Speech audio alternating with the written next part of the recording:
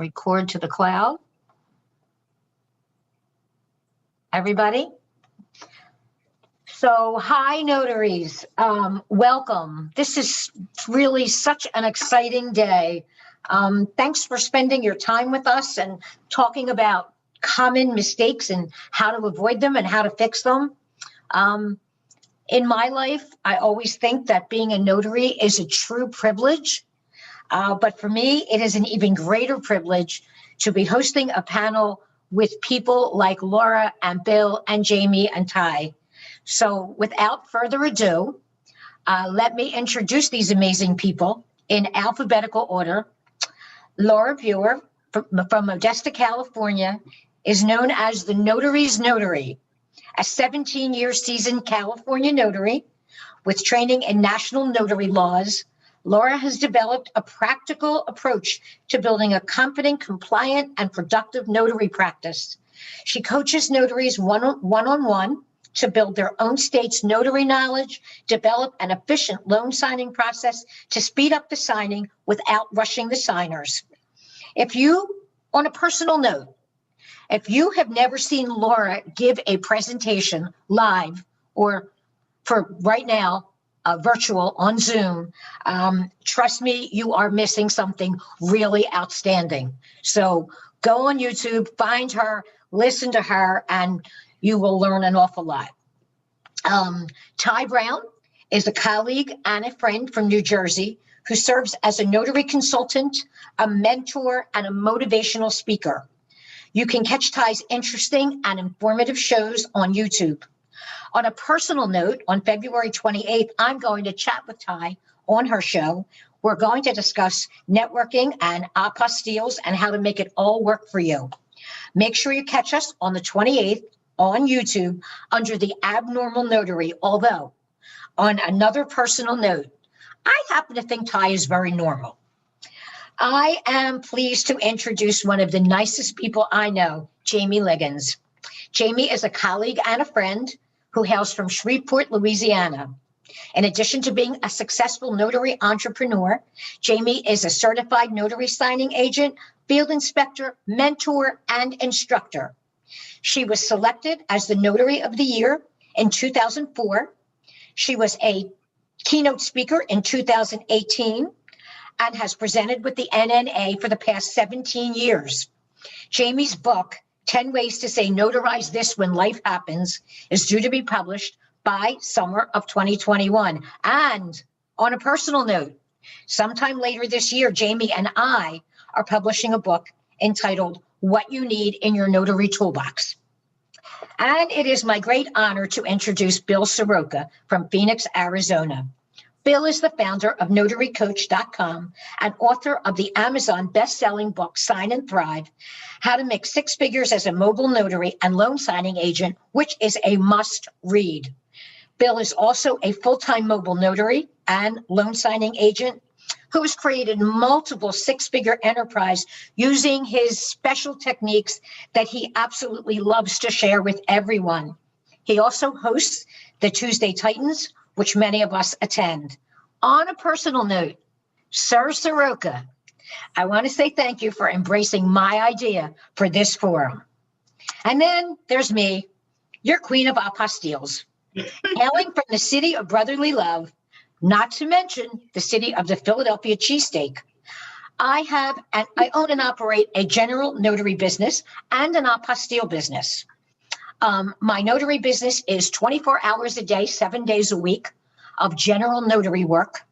That is where I got some of these ideas for this forum. I have also co-authored a book with my friend and colleague, Daniel C. Lewis, entitled Make Your Business Our Business. I'm an NNA ambassador and a past presenter.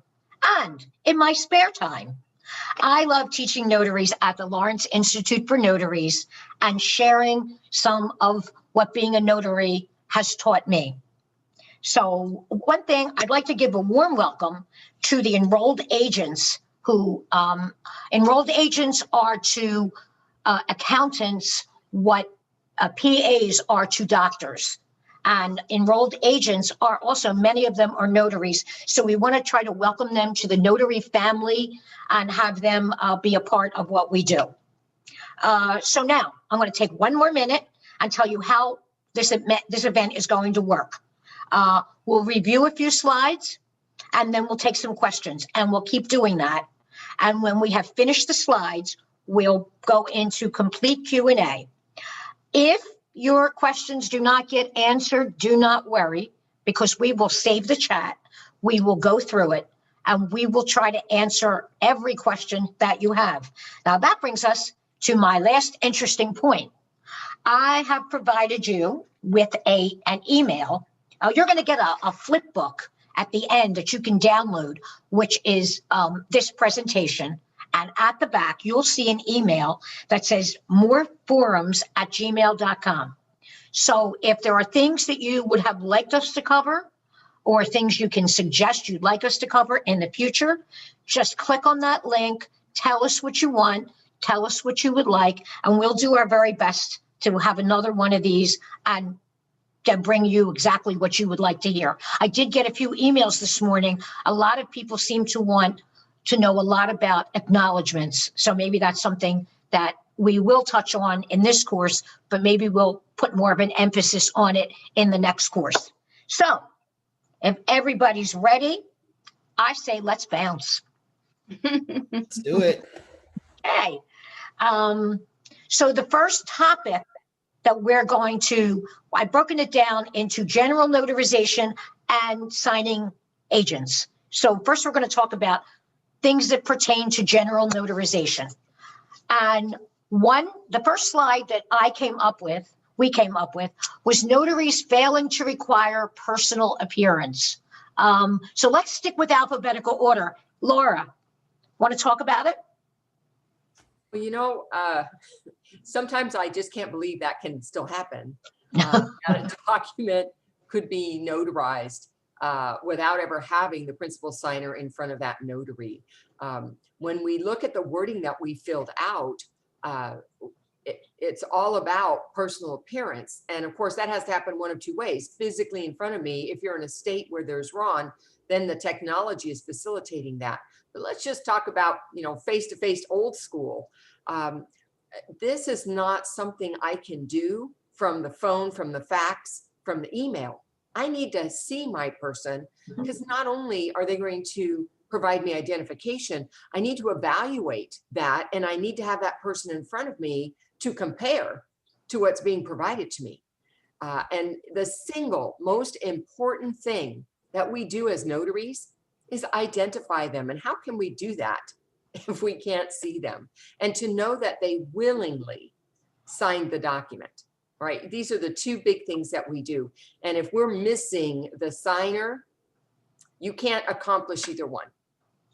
I'm going to add something and tell you that in my office, I get many people who come in and say to me, but you know my mother because she was here 3 weeks ago and you signed a paper for her, and you know me because I come here all the time. And then when I say I can't do that because your mother's not here, they get very upset with me. And my little stock answer is, I know that you mean well, and I know that your mama means well, but if I make a mistake, then you and I are going to be on the courthouse steps, and we don't want to go to the courthouse steps. Sometimes they really like that and they leave and they do come back, and sometimes they're not too happy with me. But you know, you have to. So Jamie, I see your hand is up. Yes, I was going to add that. Okay, so say the person does appear. How are you going to prove that? Your notary journal. Now, I'm going to say in my state in Louisiana, notary journal is not required. So okay. I had an incident where I went on about my business. I performed a notarization and I had my backup proof, because a notary journal is the mother standard of care to have. I don't care if your state says You don't, it's not required. It's just good common sense and good business ethics to have a notary journal as your proof. So I get a phone call from an attorney saying this person said that they didn't know that they didn't get something notarized. And I said, okay. So I went and pulled my notary journal out and I said, do you have any identification for this person? Well, the ID copy that he sent me, the signature on that ID card was the exact same signature that I had in my notary journal. I said, it matches. And I had information for the person that claimed they didn't appear. So it could go the opposite way. It could be a flip reverse. So I said, is there anything else you need? Do I need to call my attorney? They, oh, no, we're fine. Then a month or so later, I get a call from a police department out in Southern California. Same person, same claim. Once again, I had my proof. So even though a person may say that they don't want to appear, a person might appear and claim that they didn't appear. So it's good to have your backup proof always in your notary journal. I'm so glad you brought that up, Jamie, because that's exactly what I was going to say. It kind of boggles my mind that there are states that don't require a notarial journal for this. So it is really just common sense, as you said, which is not always common practice, but as notaries, we really should be having a journal. And if you have decided to be a loan signing agent, that's actually part of, if you're certified through the NNA, you've made the agreement to use a journal. That's part of the code of conduct. So thanks for bringing that up. I think this is a good place for me to recount this one little story. And that is that the last time that we were at the NNA convention, at 5 o'clock in the morning, my phone rang and it was the district attorney's office in Philadelphia.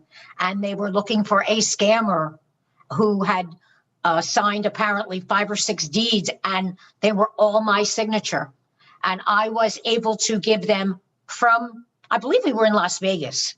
And I was able to give them not only their names, but all their information and the streets and the deed information. And the guy said, wow. And he said, you enjoy where I told him where I was. And he said, when you come back, we'll have to take your statement, which he did. And they would have had a problem had I just said, well, I don't keep records. I don't think that that's I agree with all of you. I mean, how hard is it to keep a journal? And now with the electronic journals, it's not that hard at all. Anybody, Ty? Yeah, I mean, everybody honestly said pretty much everything. I mean, I have to agree with everybody. I think that if your state doesn't require you to have a journal anyway, because you never know what could come back around. And if you don't have the ability to say, hey, yes, I did sign Ty Brown on this date at this time, it's really a moot point, in my opinion. So I think journaling is paramount to everything. Okay. So I think with that, we'll move on to the next slide. And the next slide is notaries taking a picture of the signer's ID with your phone. And I know we already made Laura first, but we're going to make her first again, because I know for a fact that this is Laura's pet peeve. And Laura would not take a picture with her phone. Am I correct, Laura? 100%. I would never take a picture of somebody's ID in my own cell phone. Right. I always arrange for them to make their own copies. If they want to take their own picture in their own phone and send it to be printed, I don't have an issue with that, but I'm not putting it in my own phone. We don't know the security of our phones. Right. And transferring that kind of information around, I just don't think is a good idea. And I do get signing services who specifically direct me, do not take a picture with your own phone.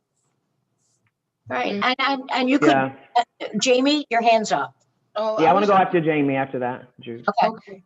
I was just going to say that the key thing is being an educated notary and a notary signing agent, because you might get companies that you work for that tell you to do this. Yeah. And so If you're new at this, then you may say, okay, I'll go ahead and do it. But so you have to be educated, and it's good you're here. You all are here because I've been told to do this and I don't do it either, because it's just, we're supposed to be centered at preventing fraud. And if we're doing something like this, and here we are, could easily be involved in something that someone accuses us of doing later down the line. It may be now, maybe later. And here we have information on our phone, because they could say, you did take a picture. So I just don't. And I always This information is particularly useful for new notaries, because I know when I was a new notary, I took the picture on my phone a bunch of times until a more experienced notary talked to me and said, no, no, no, that isn't what you should be doing, and explained the reason why. You could lose your phone tonight. Someone could steal it. And if you lose it or someone steals it and you have all these pictures of everybody's driver's licenses, that's an open invitation for fraud. Right. Yeah, Jude, I have to agree. One thing if I can, and Jamie, I don't know if I'm over talking you. I don't know if you were finished or not. No, I wasn't, but it's okay. Go ahead. No, go for it. No, I do that to Jamie all the time. She knows me. No, Jamie, go ahead, finish. I'll go after you. I think I was going to say, it's not necessarily notary law. It's a tip to prevent fraud and fraudulent accusations. I think that's what I was going to say. But if you go, Ty, it might sparkle something. So go ahead. Okay, no worries. Yeah, so I wanted to talk on the whole ID and capturing with your phone. A lot of the title companies, lenders, signing services, in the instructions will say, hey, just like Laura stated, do not take a picture of your ID on your phone. So this is what I do. When I call to do my appointments, I say, hey, Mr. Seller, hey, Ty, I'm looking to talk to you and discuss about your loan appointment. You confirm all the details. The next thing that I ask is say, hey, unfortunately, legally, I do not want to take your picture over the phone. Can you make a copy of your ID? So when I come to the table, their picture of their ID is already there. You don't have to take a picture on your phone. You don't have to do anything. Now, this is one thing I will tell you. You can, based upon someone answering the phone, you can tell if they're distracted or not, okay? If there's a loud noise going on in the background, kids hollering, whatever, they're not going to remember what you said. A lot of the title companies and escrow companies and lenders and all that, they say, hey, don't text to confirm the appointments with your clients. Make sure you pick up the phone. I'm a big advocate of picking up the phone because people can see text messages. Yes, that's a good way to confirm and not confirm, but you need to get that verbal communication. And plus, that allows you as a new loan signing agent to build that rapport before you even get to the table. So I would always recommend, when you're confirming the details of your assignment, say, hey, Mr. Client, can you please make sure that you make a copy of your driver's license? I don't do the back because in New Jersey, I mean, they just don't care, but the front of the ID is important. Now, if you get to the table and they say, oh my God, Ty, I forgot to make a copy, no worries, right? You can either give them the email to the title company or you can give them an email to you. But again, it's all about electronic security. No matter what, I would not recommend putting your pictures on your phones. Just confirm it and have them do it when you're confirming the appointment. What a great approach. Thanks for sharing that, because that is where you take care of it. And if you get there and they didn't do it, they can do it after the fact. Exactly. It's their loan. Let them be responsible. Exactly. They're adults. That's what I say, Laura. If you want to delay your refi payout, hey, that's on you. These are the instructions that you have to follow. This is per your lender. This is what they want. So I was also thinking, Ty and Laura, Bill and Judi, the thing is that they've been in contact with someone before we got there. We're at the very tail end of the deal. Yeah. So they've had to provide other documents prior to, like maybe if it was their tax return or other documents that they needed to provide.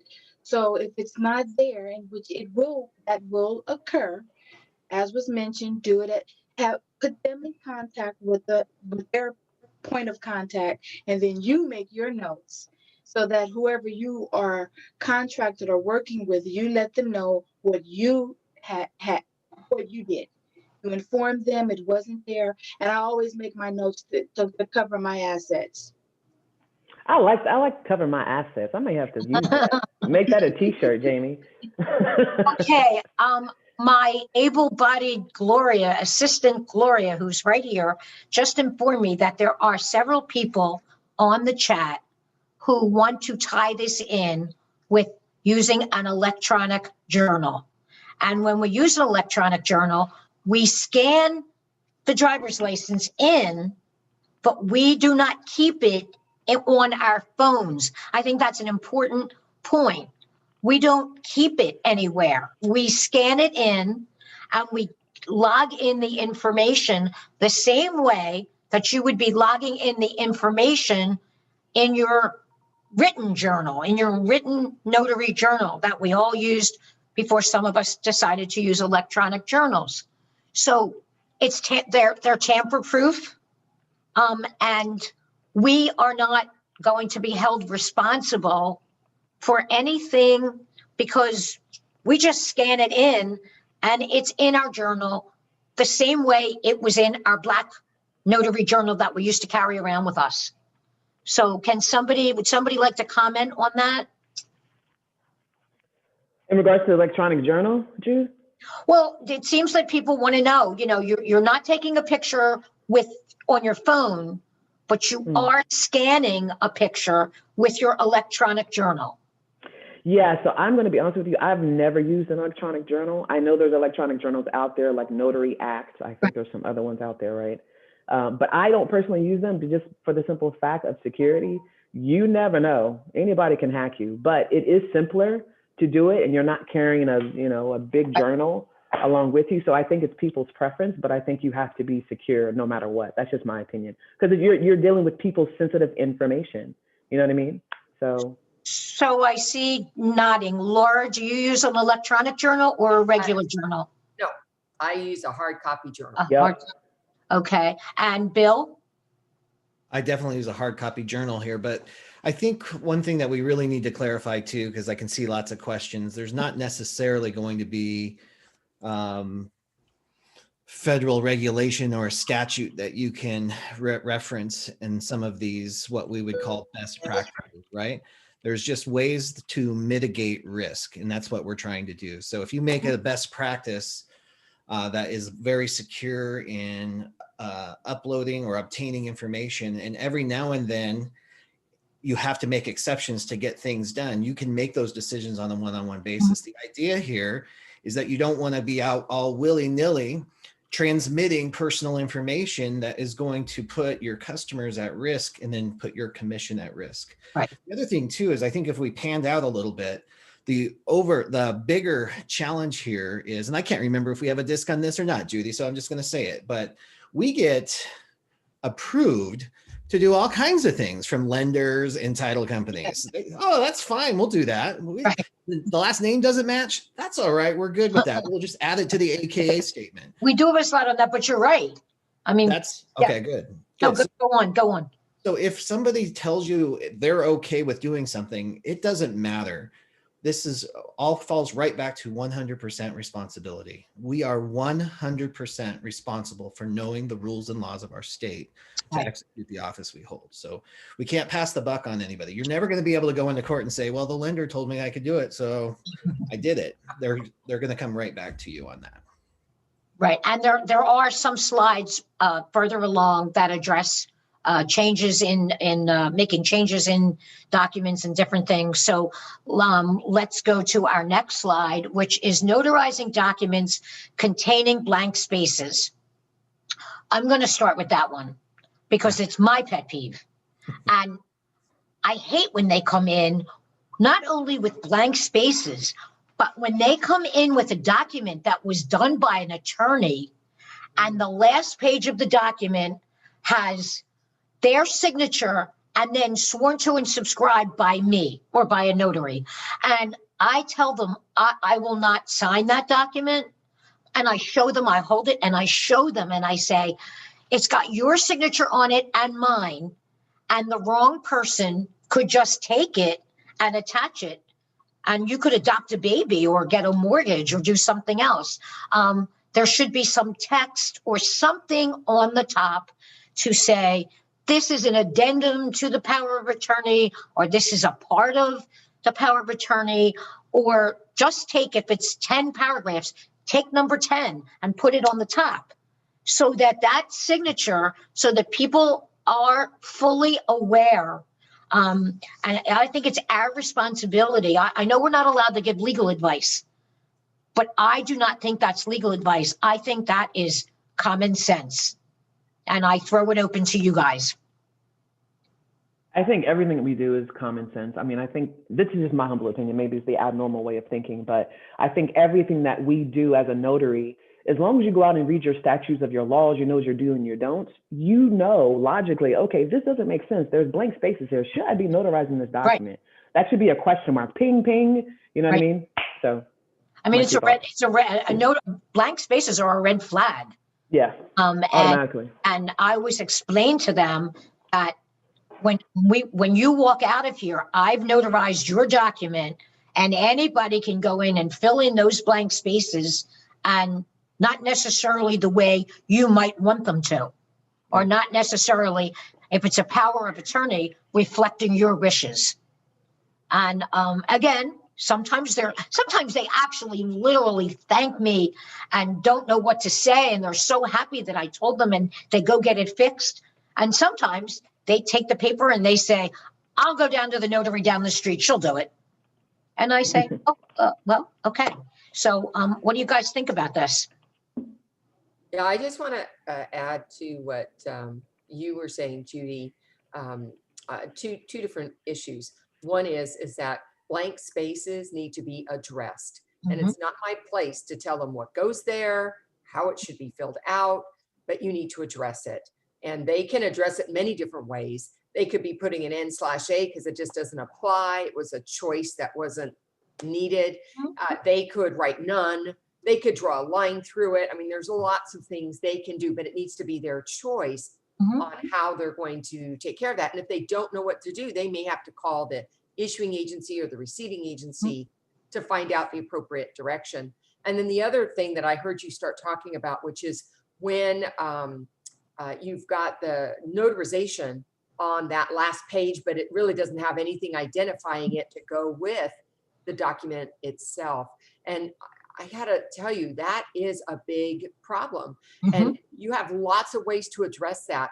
One is, if you use the NNA style certificates, and if you're a member, you can download them for free or you can buy them. On the bottom, they have an optional section, which, by the way, some states it's not optional, it's required. You can fill out information about what does this belong to. If you're not using that, you could print it right there under your notary stuff. You could just print, this belongs to this document and this, blah, blah, blah, blah. So that it's very clear this was meant to be a particular document. And I call that safeguarding the document. And in some states where it's allowable, you can use an embosser. Not all states allow their notaries to use an embosser. So again, I think what Ty said was really important is, what does my state say I can do? And what options are available to me to safeguard those documents? There's another thing, that if they end the document up high, you can write on there, and I don't think there's anything wrong with writing on there, the remainder of this page has been intentionally left blank.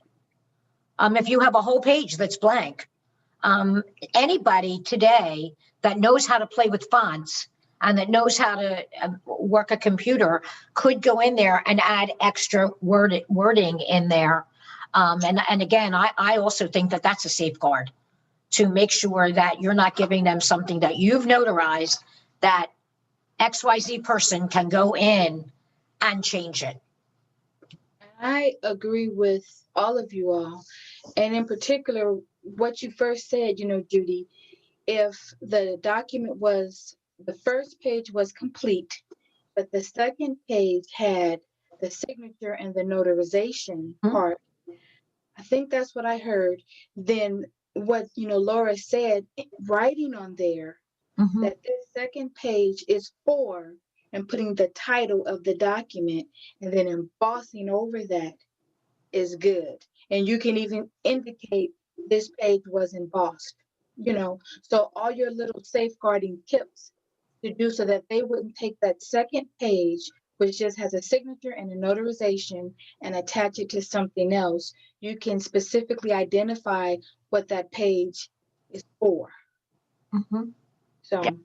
As long as you safeguard and as long as you make sure that you as the notary are not notarizing something with blank spaces and something that is just, for me, that's just a red flag that I signed my name, they've signed their name, I've signed my name, and there's nothing there. So I always make sure that we address it somehow.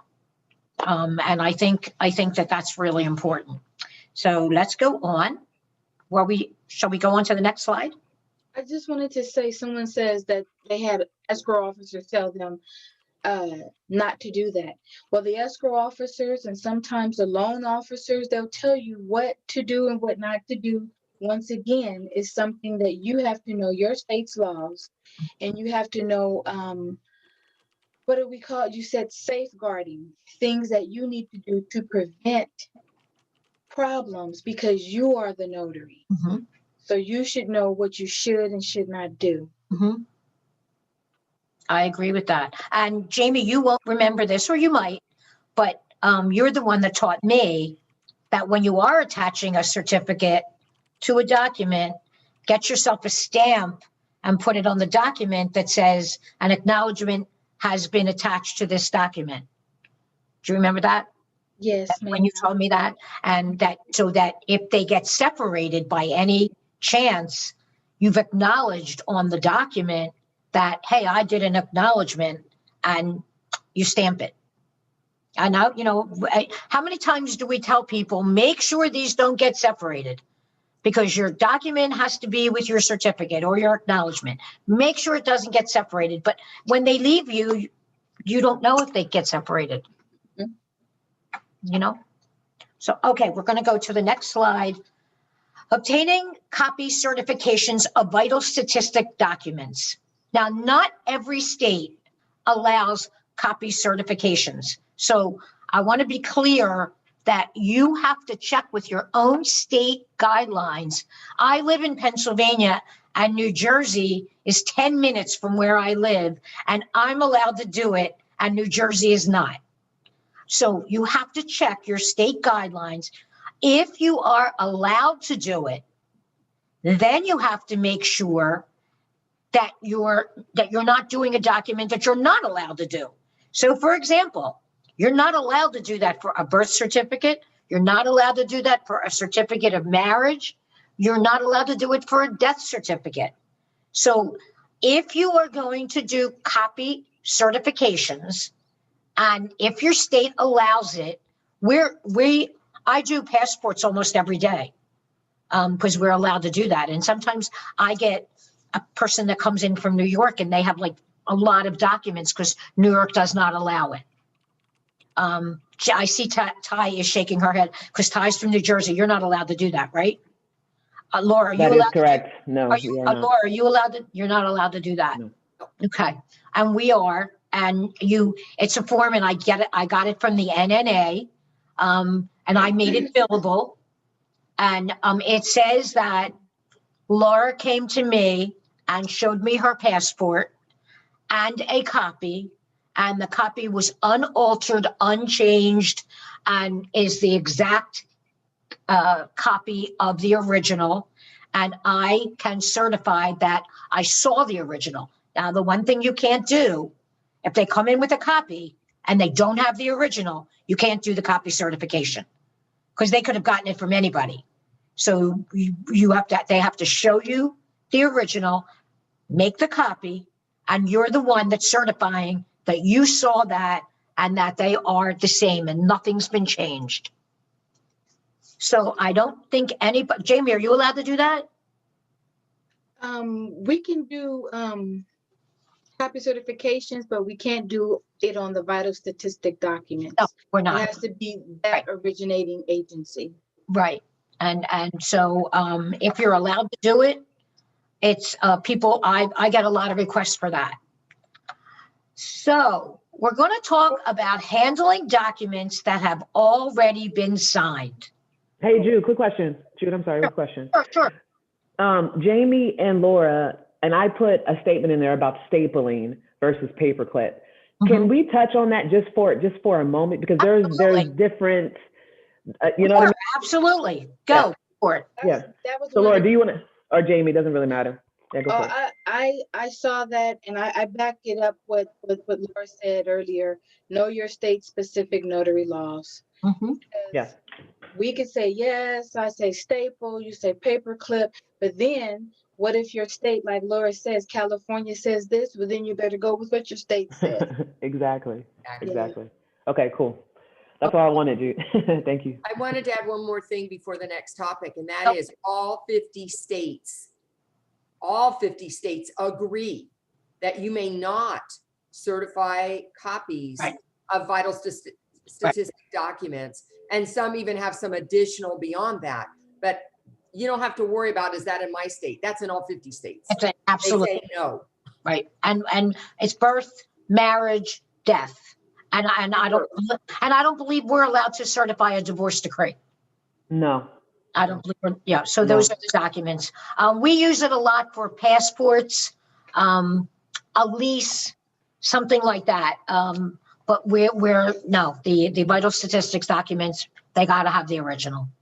And I just want to add, I mean, Laura just made a big statement because I think, Ty, you're the abnormal notary, but I think I should be the abnormal notary because I'm in Louisiana. In Louisiana, we are the only state that is a civil law notary. Right. And I saw someone earlier from Louisiana. Hello. I'm not alone. So thank you for being here. But I'm just going to add really, really, really briefly, our test, in case those that don't know, our notary class is 6 months long. Our test exam is 6 hours. Wow. What? That's crazy. We as notaries here, we're based on French Napoleonic law. Wow. Prepare documents. So I can prepare a will. I can do small successions. I can notarize a divorce decree. We have the responsibility to get our documents recorded. So there's other little things that we have to do, and that I do. When I do my notary signing, I have prepared a waiver to cover me. So because the lender is going to get the documents recorded, and I don't want anything coming back on me, so I have a hold harmless statement that I've prepared to cover myself, so that they say it's okay, you can let the lender do it. So I'm covered. So when she said all 50 states, I mean, that was a big statement. Because we, as our civil law, we're in there. We finally are on the same page with the other 49 states on something. That's something. It's not much. You will rarely hear me say that. So who would like to talk about handling documents that have already been signed? I'll let anybody. I just love being on the panel, so I'll wait to listen. Okay. When you handle documents that have already been signed, you have to have the, Laura, is it the verification oath? The documents have already been signed. If it comes to you and it's already been signed. So first of all, it just depends on the notarial act you're performing, because if it is an acknowledgement and it can be pre-signed, then you're going to have them verbally admit to you they signed of their own free will. Right. And then in terms of how do you safeguard that, I'm going to look at that signature. I might look at the signature on their ID. And of course, I'm going to look at the signature they're going to affix in my journal. So that's kind of how I tie that together. If they've signed on a document that's a jurat or an oath upon verification, then I make them sign it again, because there is no other way for me to fix that. I do a lot of that. I make them sign it again. Yes. And I often make them sign it in a different color. If they signed it in black, I tell them to sign it in blue. And then I attach the certificate. And I get an awful lot of that because they don't know. And they come in and it's already been signed. And, Stamp that. I agree. All Laura, right. do you guys see any trouble in requiring someone to sign an acknowledgement again, just to help safeguard? No, there's nothing No. wrong with doing that.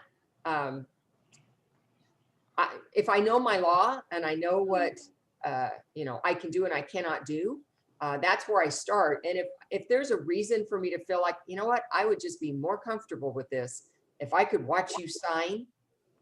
You're not breaking any laws by doing that. You just didn't have to. I do it every single time, guys, unless it's a lot of times in Arizona, we get the title transfers. So they're selling a car, Mm. and they'll sign them ahead of time. And those are original. So those can complicate things a little bit, but. And that's interesting that you say that, because I'm a title agent. I'm an auto tags agent. And I was told from the beginning that no certificates, no nothing. If they've come in and they've signed it, I am not to notarize it, and they are to get a new title. Nice. That it's considered a debased title. And I'm just wondering whether you're right, but that's not the way I was told by the person that mentored me in that business. That's a tough business. And Yeah. I was told, if they so much as cross out a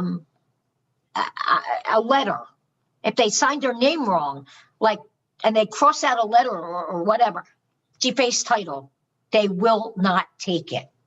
Yeah, And this is really state specific too, I would imagine. yeah. And I mean, they get really upset with me, but again, I don't want to lose my commission. Right. And so I tell them, and a lot of times they come in and they've already, I think, and this could be a whole forum, not just today, and we can't really go into it as much as I might like to, but I think that people Google now what to do. And when they Google what to do, they try to help the notary. So they say, I have people come in all the time and say, well, I signed all these things because I wanted to help you. And then nicely, you want to say to them, no, let me help you and let me show you the right way. But I do think that a lot of people now go to Google, and Google is the expert. Do you guys get that? Do you get a lot of that? Yeah, See, I mean, Google, I call it Google Streets.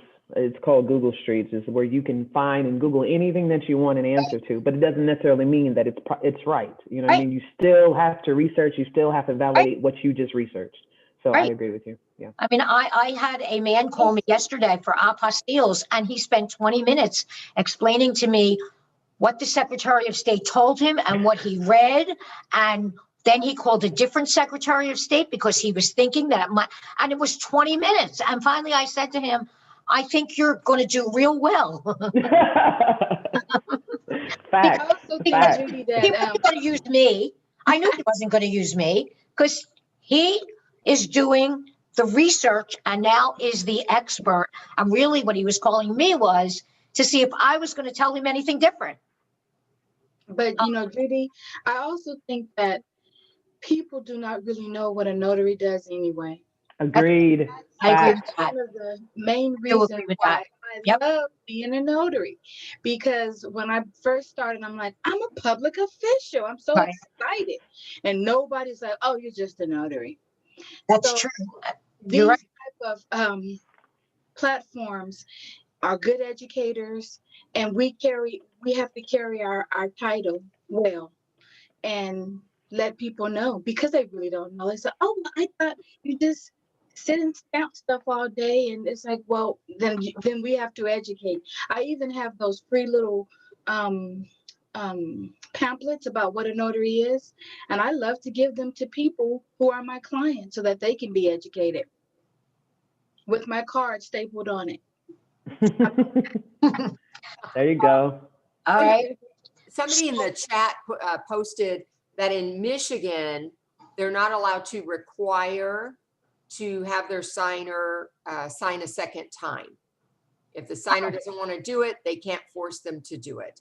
Interesting. I didn't see that in Michigan statutes, which I just reviewed recently, but I will take a look at that. But I think the point they're making, which is important, is you got to know your state laws. So you've got California, you've got people from all over, Louisiana, Arizona, and we're going to answer mostly from our perspective. It may not be that answer in your state. So if you see contradictory answers going on, it's because this is not federal, this is state specific. And that's why it's so important that you know for yourself. Even if I tell you, yeah, I can do that, it doesn't mean you can do that. So it's so good for you to research your own state statutes so that you can be confident and competent as a notary in your state. Yeah, I agree. Let's do one more slide and then maybe we'll answer some questions in the chat, but let's talk about signing a naturalization certificate. So a naturalization certificate is a federal document, and I have spoken to numerous notaries, and this is not state specific. This is the whole entire United States. Notaries cannot put their seal and stamp on a naturalization certificate or on a federal document. And so when someone comes in now, I will tell you that I have people that come in and they say, my boss said just to have you sign it.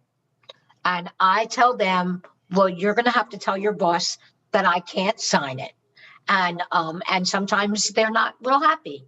But notaries cannot, it is your responsibility, and that's not something you have to check your state-by-state guidelines. And that's why I thought we should put this slide in here, especially for newer notaries. When somebody comes to you and they have a naturalization certificate or a federal document, it is your responsibility to say, I can't notarize that. Okay, and you know, somebody asked me this morning, what's the hardest part of learning to become a notary? To me, it's maybe learning what you can't do versus what you can do. There are things you just can't do.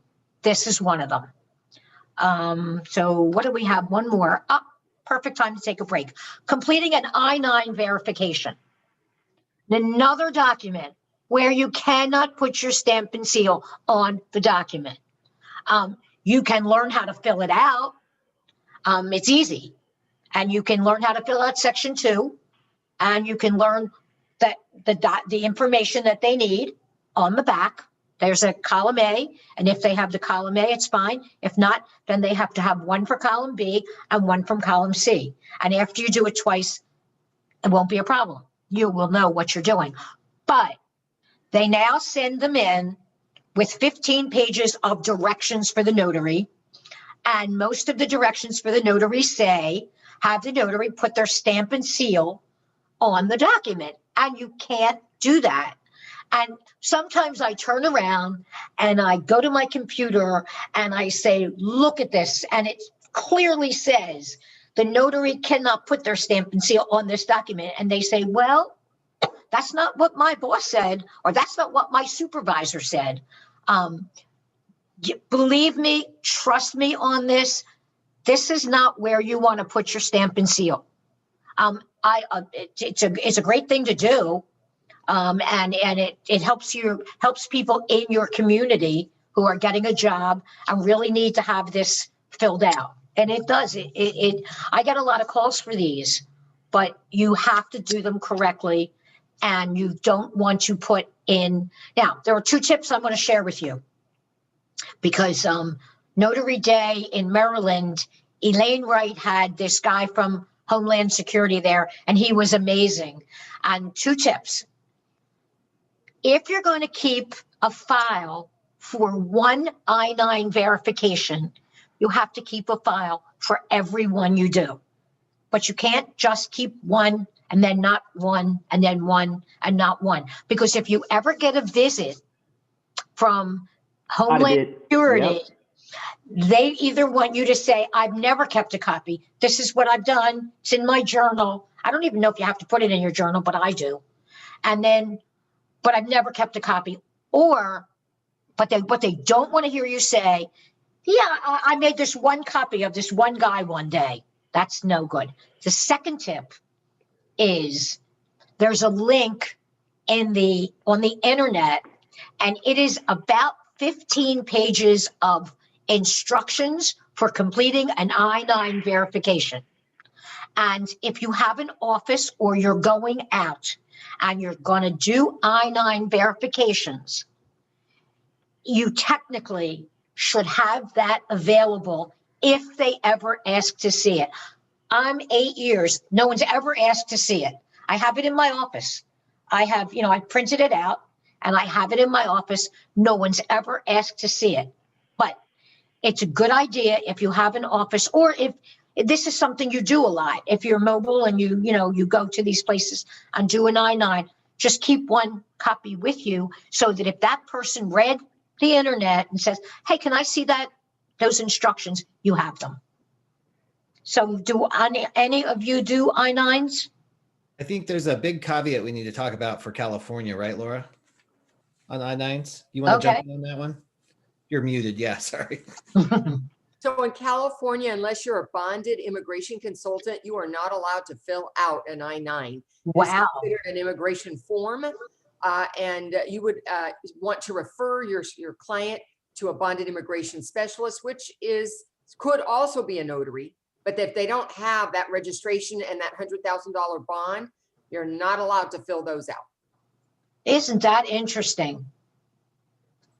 Ty, do you do them? Are you allowed to do them in New Jersey? I have not done them, actually. You are allowed to do them, but I have not done one yet. How about you, Jamie? I've done a few, and then the company was giving me the job, and then all of a sudden they stopped. And I did not investigate to see if there was a change in law because I was so busy. But because of talking about this, then my little tentacles are moving. So I'm going to get back and research. I'm going to research to see, because it is a good diversified, it's a nice little diversification to add to your business. It is. And it's another thing that you can add to your services. Yeah, here's the thing. There are companies that do these now, almost like little signing companies, but for I-9s. So those are the offers you'll sometimes see $15, $20, $25 come through because they take a little piece of the pie. But sometimes you can build a direct relationship with these either payroll departments, HR. Mine was a VP in the human resources department, and they paid $50 to $75 per appointment for these I-9s here in Arizona. And that was a nice little hookup because it always seemed to fit. And you could kind of schedule them. They'd say, hey, sometime between these dates, we need to get this done. So I could add that on like a bonus to one of my signings. So I'm going out, I got to drive 26 miles to Surprise, Arizona. And along the way, I've got a couple of I-9 visits I can do around it. So it really did work out kind of nice. Yeah, I charge $40 and they come to me, they come to my office. Nice. But I think also a lot of the large companies now are doing them remotely. Yeah, they are. I think that has put a crimp in, because I know I don't get nearly as many as I used to. But if you can hook up, like Bill said, with one of these companies, if they have like a lot of people that they're hiring, I had one once, and they were hiring nurses in Pennsylvania, and for like 2 months, I had like 5 of them every day. So yeah, I mean, if that's something that comes across your path, that's a good little income stream. So shall we spend a moment and look at the, okay. Laura, do you know of a company that people could go to become, the bonded immigration consultant? Sure, there are several of them out there, actually many of them. The NNA does have a class for that themselves. And you can type training for immigration document specialist, something like that, and you'll come up with training for that. And the biggest thing that you want to know is that $100,000 bond, which is a California requirement. That is not, Florida doesn't have any requirements. And we don't. They're loosey-goosey. They can do what they want. But, and there's a couple of states that it's just absolutely prohibited. They don't care what you got. If you're not an attorney, don't do it. So this is really important. But for California specifically, that $100,000 bond runs $1,800 to $2,000 for Wow. a 2-year bond. Goodness gracious. Okay. Okay. So, and this is on top of your notary bond that we have, which is $15,000, and your E&O insurance that we might be carrying. So this is a, you know, I don't know that getting it so that you can do I-9s, because I think the volume of I-9s has gone down. It has. But there are many other documents, DACA documents, Freedom of Information Act documents. There are many other documents that you can choose to handle. You don't have to handle everything. It's not like being a notary and you got to say yes to everything they present you. When you're an immigration consultant, you can specialize within all those immigration documents. And Ben Graber, who's in the Bay Area, was a speaker on Notary Symposium, talked about that, and he does do training. And I just can't think of his contact information at the moment. But if you want to reach out to me, and our contact information will be at the last slide, and ask me about the immigration training, Ben is fantastic. And he knows about which states where it's prohibited, where it's allowed, what the requirements are. Even though he's in California, he knows the national requirements. Yeah, and he doesn't have a huge web presence, but on LinkedIn is where I found him. So Beautiful. find him on LinkedIn. Ben Graber. I'll write his name in.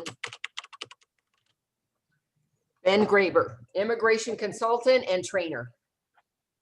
All right. So let's go look at the chat.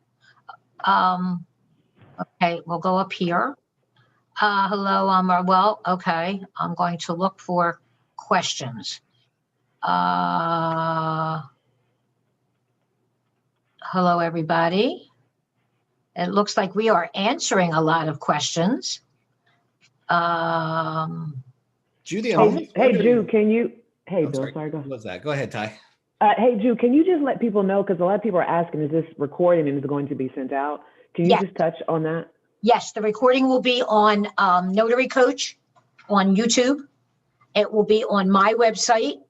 And Ty, and Laura, Yeah, it's going to and be on Jamie, mine. Yep. if you guys want it, you know, yes, it is being recorded, and yes, we will have it. Yeah, and Jude, I do want it so I can put it on my my YouTube channel. I had several calls this morning of people that said something came up, and I just want to make sure Yeah. it's being recorded.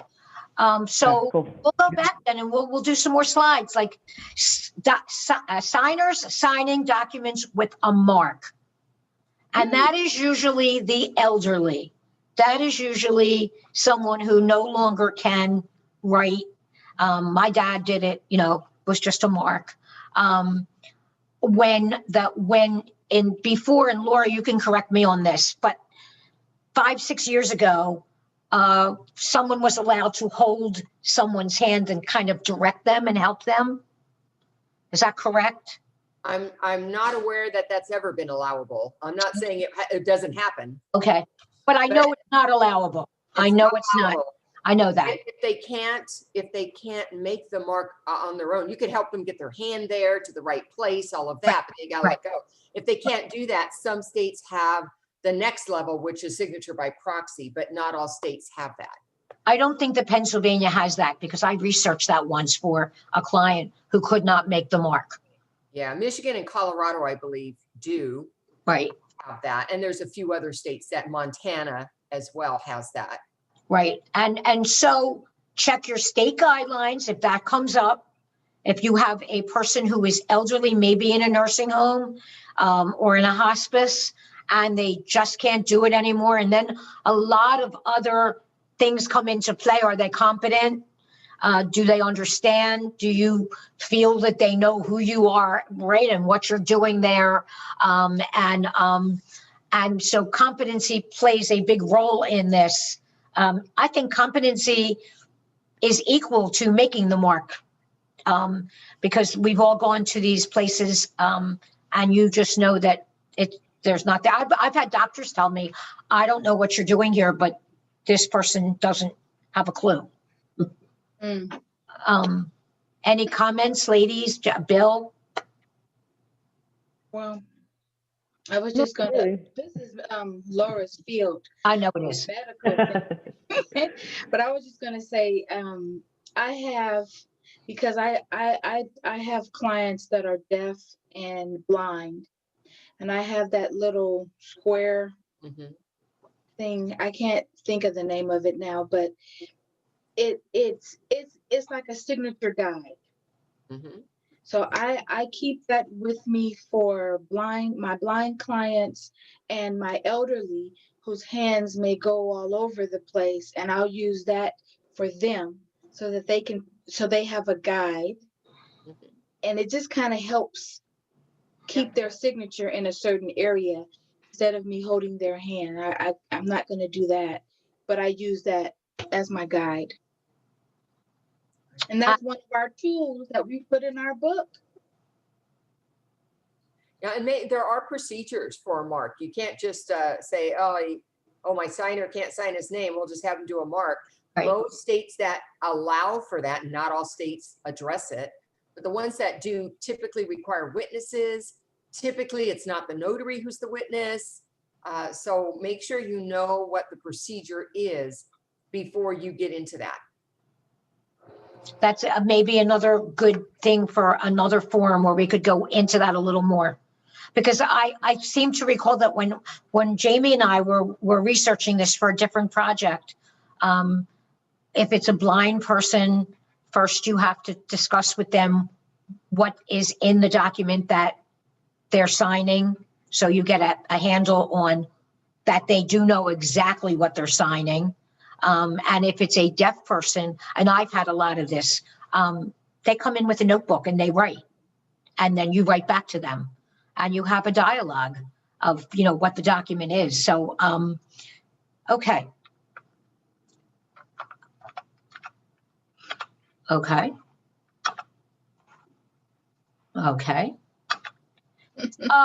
Handwritten letters. I am the queen of not only apostilles, but handwritten letters.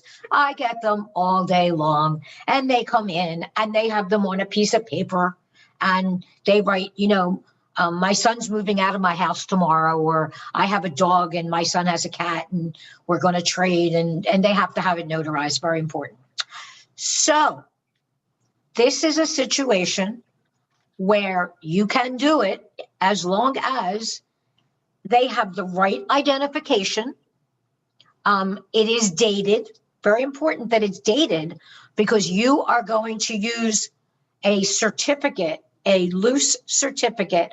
You're going to attach it. For the most part, they always choose an individual acknowledgement in Pennsylvania. We have an individual acknowledgement. And a lot of times that's what they choose, because I think they think we're not allowed to choose for them. They have to choose. And I think they see that and they think it's the simplest. And it basically says that they were before me, I sign it, and that I did a handwritten letter dated February 20th, and it was one page, and it is attached to the handwritten letter. And I do that quite often. Is that similar to California, New Jersey, Louisiana?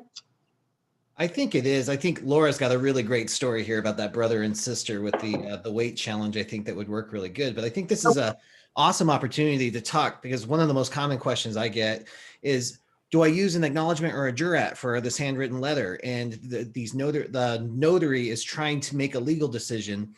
So I'd love to hear some perspective on that, as well as the stamp, the acknowledgement or the jurat stamp, because I think that in handwritten letters, those can come in super handy. Laura, do you want to dive in and share your story on that, or? Oh, I would, but I've talked a lot, and I just want to make sure other people have a chance to share as well. I don't want to hog it. No, for me, Laura, you're not hogging. I mean, like I said, I am Come on, honored Laura, to tell be. come on, Laura, tell your story. To be on this story, yeah. So just go for it.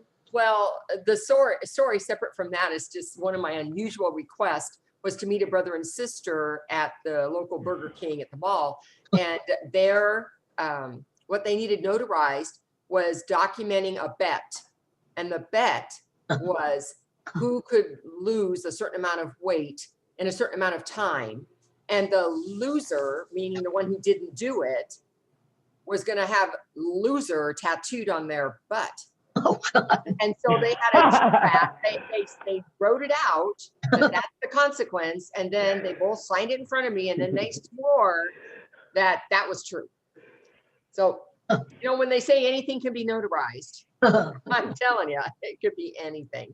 And they chose the jurat for that then. Yes, they did, because what I shared with them is, look, I can just prove you signed this document, or you could swear this document is true. What would you like? You know, since it was just a personal thing between them. But that is typically how I present my question is, I can prove you're the one who signed it, or you could swear what you signed is truthful. What do you think you need? What do you think the people you're giving this to need? Because that's all that matters, is where are you sending it? What do they want? Right. Right, the receiving agency. So that is commonly asked, not just on handwritten letters, but all kinds of forms, because there are many documents that were not set up to be notarized, Right. but conditions have changed where now it does need to be notarized. Maybe they're not signing in the bank or signing at the office, and they said, okay, you could sign at home, but if you do that, it will need to be notarized, right? So you will get documents that don't have any pre-printed wording for you. And so sharing with your signer what you are certifying is the best way to help them. And that means you need to know what you're certifying. So when you read the wording for signature witnessing, where it says signed before me or attested before me, you need to be able to say, look, this means I watched you signed it and I proved it was you. Whereas if it's an acknowledgement, I know I watched you sign it, but that's not what my words say. My words say, you admitted to me you signed it. Because what we fill out is the certification or the notarization. It is not the stamp. So the best way to help your clients is to know what your words say. And then find an easy way to shorten that up so that they can understand it. Beautiful. I like it. We have 5 people that have their hands raised, so let's see what they want. So allowed to talk, Leonard Wooten. Hi, Leonard. Leonard? He's on mute. Oh, I asked him to unmute. Did he? He hasn't figured it out yet. There we I don't go. think so. Let's. Shaquana? Bill, see if, They're saying that Yes. you mute. They're saying that you muted all of them, Jude, so they can't unmute for some reason. Bill, see if you can get Leonard to talk.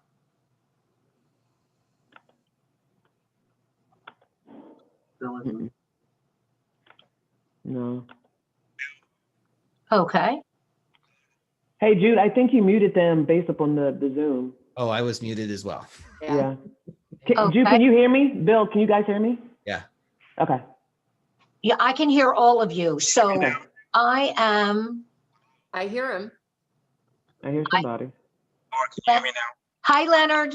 There he is. Can you hear me? Yes. Yeah. Okay, modern technology. I have a question for you. So we as loan signing agents, we'll go to an appointment and you'll get the driver's identification number. You'll look at his signature on his ID. A lot of signers, especially those with longer names, have concerns about having to put their full name as printed below the document. So this is one of the discussion I have a lot, and I normally inform them that legally I don't think that I could tell them how to sign their name, but the requirement for funding of the loan is that the name is signed below the document. Is that pretty much correct, or do you guys run into an issue with that? I run into that issue all the time. I run into the issues where you have AKAs, and then people say, well, this was not my name, or this was my maiden name. Why is this here, right? To me, online, when you're doing a loan signing, loan document, they need to sign exactly as it is typed out, period. They don't want any deviation from that. So whatever is typed on the loan document, that's how they exactly have to sign. I will tell you, Leonard, though, a lot of people use probably wrong terminology. They get really pissed off because they'll be like, hey, I don't sign my name like that. Why do I have to sign my name? Exactly. Well, if you want to get funded, unfortunately, this is how the lender has presented the loan document. So all I can do is ask you to sign, date, and initial here. That's all you can do. That's just my 2 cents on it. Yep. So I just want to add to what Ty said. I think loan signings is kind of a special situation where there are instructions that come with our confirmations that say, look, this is how they're supposed to sign. So how do I avoid the practice of law? Because unauthorized practice of law includes directing a signer on how to sign their name. The way I avoid that is I say, here's the instructions. It came from title. It came from your loan officer. They said, this is what they want. See what they have on the document? That's what they want. And if they ask me, well, that's not how I sign. Well, let me ask you this. Is your signature legible? If it's totally illegible and we can't figure out what it says, I don't really care. Exactly. It's up to you to figure that out. But here's what I will tell you. If it's obvious that you're undersigning your document, there's a good chance I'll be out here again and you'll pay for me to come a second time. Yes. And it will delay you. So now, there you go. Sign. That's all you have to do. Okay, I have a question. If their signature is totally illegible, do you ever ask them to print their name beside their signature? Well, loan documents, it's already printed. But do you ever ask them? Never. No. Okay, never. Never. Okay. In fact, if that, to me, that's the single most important question in loan signings is whether or not the signature is legible or not. If it is not legible, I in my head, I'm like, yes, we're going to get through this. It's going to go fast. They don't but if it's legible, just like Laura said, if the signature line asks for Shelly Ray Smith and they type S Smith or they sign as S Smith, that's undersigning, and the lender, there's a good chance the lender's going to kick it. Kick it back. Exactly. Now, in my journal, I tell them, this is what I do. In the signature place of my journal, you sign how you normally sign. Because if something comes up later and they say, that's not my signature, I have them sign in the signature space of my journal, and in the additional comment section, I have them sign the way that they signed on the loan doc. So I have both. That's good. So if somebody comes up and says anything like that other lady, it's like, oh, no, I don't sign like that, because people will try to do that. I have both. So whichever way you want to go, let's go. I got it. I want to protect myself. Always protect yourself. Okay, let's talk to Shaquana. Shaquana, can you hear me? Shaquana? Yes, I can hear you. Hi, Shaquana. What's your question? I don't have a question right now. I'm just basically listening. Oh, okay. We will get you next time. So let's go to Galaxy A10E. Galaxy A10E, are you there? Hey, Judy, just a suggestion. I'm thinking, since we're already an hour and 15 minutes in, how do you feel about going through the slides and then just answering Q&A? Yeah, I was going to say, let's finish. Yeah. Okay, let's do it. It's fine. All right. Okay, yeah, we are. So defining a notary not giving legal advice, that is something that you have to be very, very careful about. I remember when I first started doing this, telling someone that they could purchase a power of attorney in a Staples. And a notary friend of mine said, you just told them what to do. And you should never do that. And that was to this man, I had given them legal advice. And I had told them where to get their power of attorney, instead of just saying to them, you should seek out legal counsel. Do you guys agree with that? Ty shaking her head, yes. Bill, not sure. Yeah, I'll let the goat talk. I agree. So, and I think this could be subject to interpretation, of course, but I think one thing, Laura's always in my head, and she's always saying that if you're sharing information that is publicly available, it's not really legal advice. But here's the other thing too. And I've seen this, I saw a huge debate on LinkedIn. I see it in the forums too. People are saying, no, if you tell them to go get legal advice, that's legal advice. So like, where do we draw the line here? I think by suggesting, number one, that there are DIY platforms, or you could seek legal representation, is I don't see where what could be wrong with that. Of course, someone could find something wrong with that. Laura, what's your opinion on this? I can't wait to hear it. Well, that's Bill, because it's pretty much along the lines of what you just said.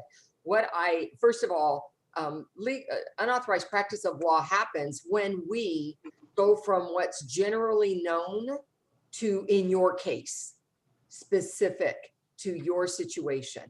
And so if anybody can get to the information, I'm not giving legal advice. It's when I cross that line and I say, well, for you, I'd recommend you go do it on download it on the internet at Rocket Lawyer. Or for you, you don't have that, go to Staples and get it. But get the one that says durable. Right? When I start doing that, that's unauthorized practice of law for me. But for me to say, you know what, there are lots of ways for you to get assistance with this. You can do it on the internet with platforms. There are quite a few out there. You can Google, durable power of attorney, whatever it is you're looking for, and find it that way. You can go to stationery stores and office stores like Office Max and Staples. And you can seek legal advice directly from an attorney.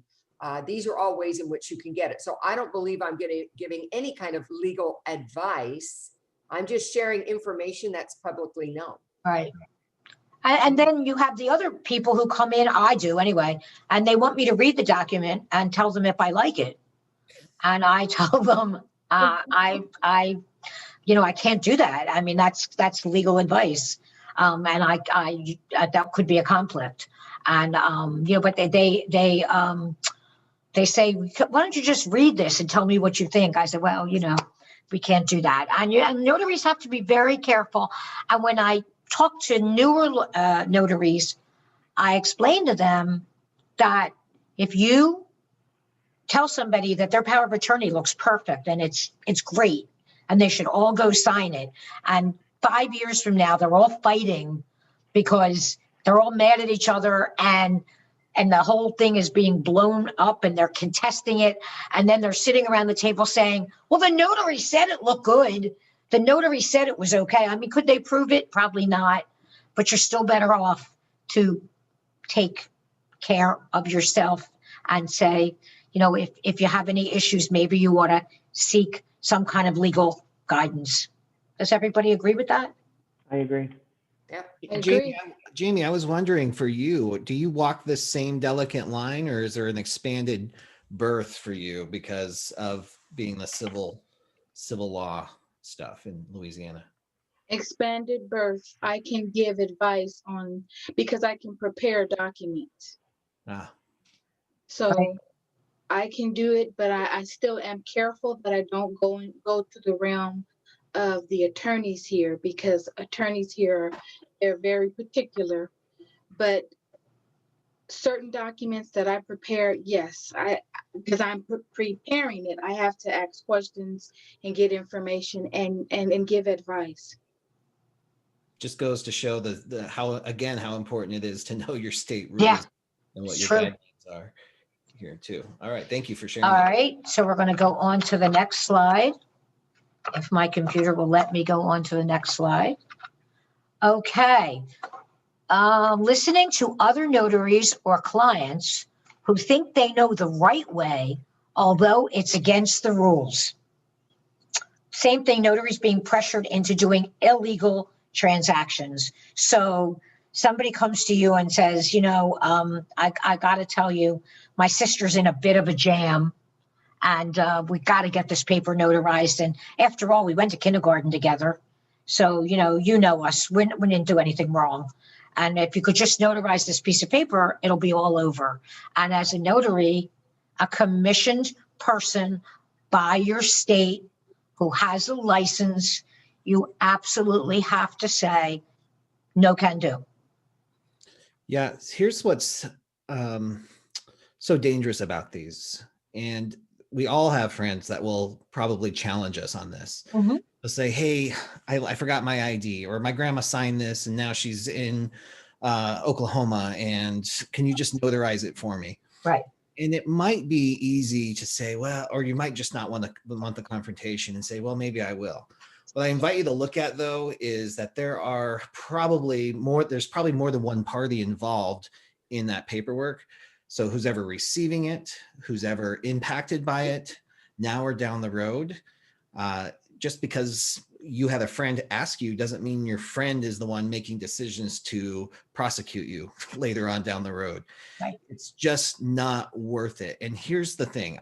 This just happened to me last week. That's just why I asked Judi to put it in here. I had a friend who is living in Mexico, needed a document notarized for Washington, D.C. They specifically said remote online notarization was not going to be accepted, so he was going to have to fly in. He just wanted me to ship it up to me, notarize it, send it back so he could do what he wanted to do. And he didn't understand why over $10, this is an associate, not really a friend. I don't think a real friend is going to really push it this hard on you. Over $10. And I told him, this is not a $10 decision. This is a multiple six-figure decision, and this is an integrity decision. The whole reason we exist as notary publics is to maintain the integrity of a transaction. So these are big decisions. This is not all about the dollar sign or the $1 or the 35 cents or $35. There's a much bigger picture here, and you will feel pressure from your friends, family, neighbors, clients to do this. And I also, real quick before we pass it on, you brought up a great point earlier, Judi, that other notaries will sometimes put a lot of pressure on you, because in our industry, we have notaries that have been doing things the same way for 30 years. And that's just the way it's done. And it's never been a problem. And one of the major pitfalls of our industry is things aren't a problem till they're a problem. So, and sometimes you don't find out there's a problem until someone dies, or a business gets sold, or real estate gets transferred. That's when you start to, paperwork comes up and it's not right. So it's real easy to do the wrong thing for 30 years, thinking you're doing the right thing.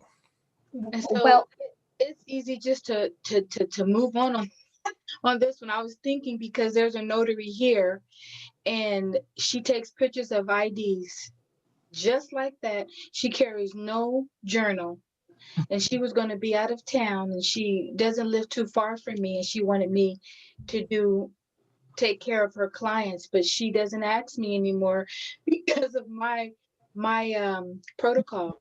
I'll do what she does. So don't be pressured into doing illegal transactions. Know your law, and if you don't know, call the NNA. Right, call the NNA hotline. And I always say, just do it right. Put the effort in it to know, because what is the point of being a notary if you're going to be, listening to other people as to the rules? And I know in Texas, like all the stuff that I have to go through, I'm 30 minutes from the Texas state line, and Texas does not have a notary class. They do not have a notary exam. They don't have anything. Fill out the application, look at the little videos on the Secretary of State's website, give us the money and become a notary. So you do, this is a good format as well. So. Yeah, I have to piggyback off of Jamie, because in the state of New Jersey, there is no classes, there is no courses. They even state that you don't need a journal to record, which I really don't know if that's true or not, but I record everything in my journal. And to become a notary, anybody honestly can become a notary, right? Mm-hmm. Anybody can become a notary, but does that mean that you're going to be an excellent notary? Is that going to mean that you're actually going to impact people's life in a positive way? It's just not about a signature. It's just not about a stamp. So that's and I'm going to go to the next slide, but I have to tell you that one of the things that really upsets me is that I do ask certain people, I tell them I can't do that for you. And they tell me, well, my notary at home always did it. she's just on vacation or she's just not around. And so it upsets me because it's what we all should be doing the same thing. That their notary at home shouldn't be doing any different than what we're doing. Exactly. All right. That's so I want to make a real quick to the enrolled agents, because they are notaries, but they haven't participated much in these forums and these type of things. And I have had the privilege of meeting some of them, and we're going to try to get them to become more a part of what we're doing. So welcome, welcome, welcome. And we hope to see a lot more of you. Now we're here for signing agents. So signing agents failing to sign and stamp their name in all places where they need to. And Bill and I talked about this. And what I tell new signing agents is, and then I'm going to throw this to you guys because you do more signings than I do. If you don't look at everything before you leave the client, if you don't turn the pages and you don't look at everything and you don't make sure you didn't miss that one initial or that one place where you were in a hurry, maybe they were chatty. You all know I'm chatty. So if you miss that one thing, you are going to be back in your car on your way, whether it took you a half hour to get there or an hour to get there, because you're not going to be able to make this happen. And it is so simple. At the end of a signing, I always say to people, now I need 5 minutes so I can do my housekeeping. And you'll be really glad I did this, because in case we miss something, I'm going to find it now and not tomorrow morning. And I've never had anybody say anything but, oh, that's great. And then you just turn every page and you look and you eyeball every page. And 9 times out of 10, it was that one little thing where you didn't see that initial or you didn't see that. And so Bill had mentioned this, that this was one of the critical problems. So Bill, take it away. Yeah, no, I think you kind of speaks for itself, guys. I mean, the most common mistake that you're going to get called back on, missed signatures, missed stamps. And if you've read my blog or my book or been in my course, you know, I advocate for checking 4 times. And I still check 4 times. I check. So I'll just real quick give an overview. As soon as somebody's signing, I'm watching them sign as I'm shuffling papers. That's my first check. At the end of the signing, like Judi just said she does, I do 1 check. That's my second check right there, the full document package. Then I go out in the car. If I'm somewhere visible, I pull around the corner or I'll swing by a Starbucks and I check for the 3rd time. And then before I drop at the escrow office or at the shipping center, I check a 4th time. Sometimes changing the environment you're in and removing the pressure of those signers staring at you can make you see things that you may have missed before. Right. And if you're just starting out, do not cut time by cutting out checked documents. Build this into your logistics. It takes 15 minutes to send invoices, communicate, whatever you got to do after a signing, and then check the package in your car. Build that into your schedule and you'll get a lot more peace of mind and make a lot less mistakes. Yeah, I have to agree with Bill. I'll tell you right now, I don't have a problem telling y'all that I've missed out on signings, on signatures, on stamps. I've done it plenty of times. I've had to even come out of my pocket and pay for a label, right? Because it was my fault. I'm not going to ask the title company, hey, ship me a label, because it was my fault. I think a lot of people, as new loan signing agents, they say, well, do I really have to go back out and make that signature? Do I have to really go back out? Yes. That's the only, in my humble opinion, that's the only way that you're going to grow in this business. If you take the proactive approach to say, you know what, it was my fault, I apologize, let me go out, let me rearrange my schedule to go get this signature for you, it's paramount into your business, because I've made a lot of mistakes. Like, I'm a big advocate for Notary Go, and Notary Go, I mean, I can go on a whole tangent about them, but they call me now, right? Because even though I've made mistakes, I communicated. That's all they want. All they want you to do is say, hey, this mistake was done. I'm going to go back out. I'm going to take care of it. Oh my gosh, Ty, thank you so much. That's it. It's all about communication. It's all about owning up to your mistakes and then correcting them and then pushing forward. That's it. Don't stay stuck in a mistake. I love that you brought up, because the spirit in which a mistake is fixed is directly correlated to your longevity and success in this business, not to mention peace of mind. We're all going to make mistakes. I still make mistakes. I get chatty too. I forget to stamp the deed of trust. Whoops, that's kind of a big deal. So I have to go out and get that fixed. But if I ever miss anything, number one, it's 100% responsibility. Do not argue. Just be part of the solution. Get it fixed. If we got to work something out after the fact, you can do that. But just get the problem fixed. Be part of that solution. I agree. Okay. Signing agents holding their documents for too long. Boy.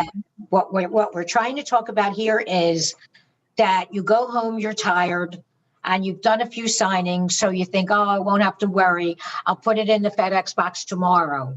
But then tomorrow you wake up, well, you California people don't, well, we do, with 6 inches of snow on the ground. And how are you going to get that to the FedEx box, to the FedEx store? Because the FedEx store is, you're going to have to get there. You can't get there because there's ice on the ground, or you wake up and your kid is sick, or something happens. I always make sure that at the end of the night, 2 things, my packages are out and I have invoiced. And if your packages are out and you have invoiced, then you don't have to get up tomorrow morning and think, oh God, I got to get to the FedEx, then I got to get the invoice done, and I wonder, and I out. It is such good advice for signing agents. And I see Laura smiling. You're on mute, Laura. Yeah, you're on mute, Laura. I know, but I pushed the space bar. And I'm just smiling because this is an issue, and sometimes it just happens.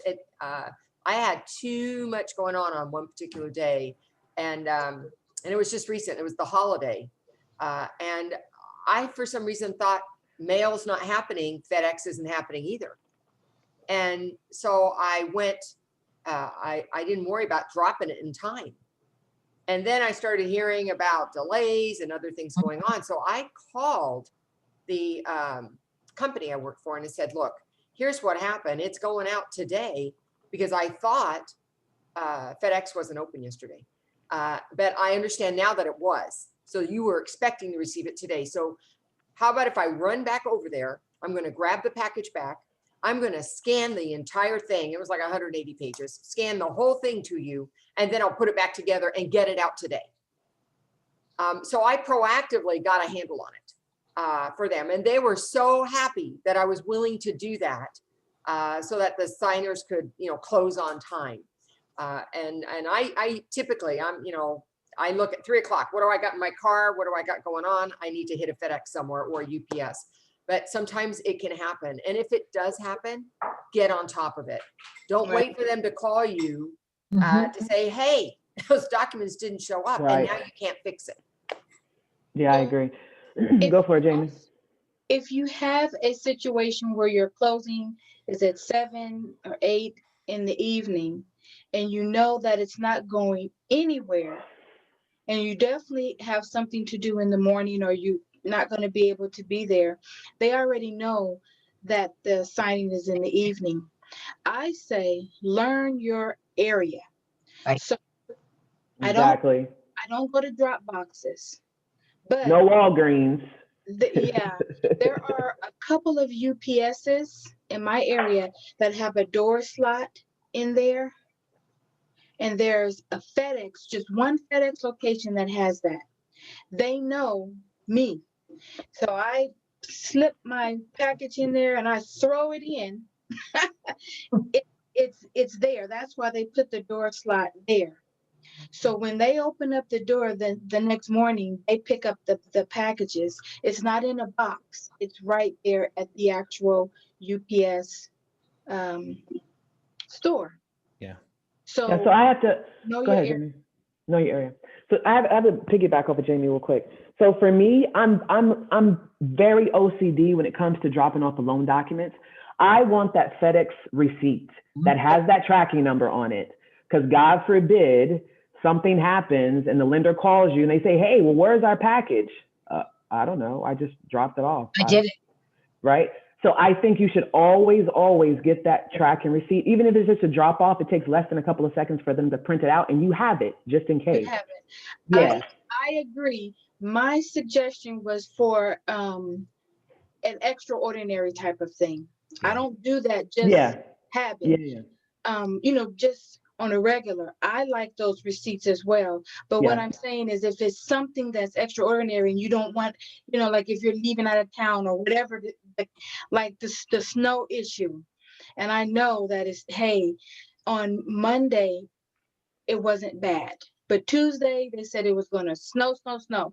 I had a couple of jobs. I wasn't driving out in that snow on Tuesday. It'd be sliding all around and stuck somewhere. So I dropped them off Monday so that they would be there. So I agree.